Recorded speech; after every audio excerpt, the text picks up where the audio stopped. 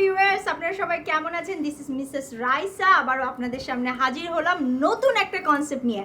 আমার প্রথম বিজনেস ছিল ক্লদিং, যেটা সাকসেসফুল হয়েছে।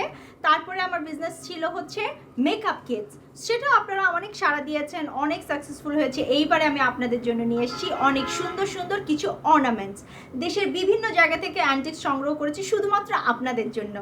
ইতিমধ্যে আমার জন্য অনেকগুলো কমেন্টস চলে আসছে, আমি একটু পড়ি। শিখা আপা লিখেছেন, you are so beautiful, thank you so much. আমি সবসময় বিউটিফুল থাকার চেষ্টা করি, আপনারাও চেষ্টা করবেন। এরপরে সোহেল লিখেছে, আপা আপনি কি ব্যবসায় খালি লস করেন, এই কারণে কি খালি ব্যবসা চেঞ্জ করেন? ওই বেটা ওই, আমি ব্যবসা চেঞ্জ করি কি করি না সেটা আমার পার্সোনাল ব্যাপার। টাকা আমার, আমি ব্যবসা করব কি করব না, লস খাবো না লাভ করবো সেটা আমার ব্যাপার। তুই আমার পেজে এসে সব লিখার কে? হ্যাঁ, তুই কোন সাহসে আমার পেজে এইসব লিখে? আরে তুমি চুপ করো, কত বড় সাহস, কোথাকার কে তুই? তুই আমার পেজে এসে উল্টা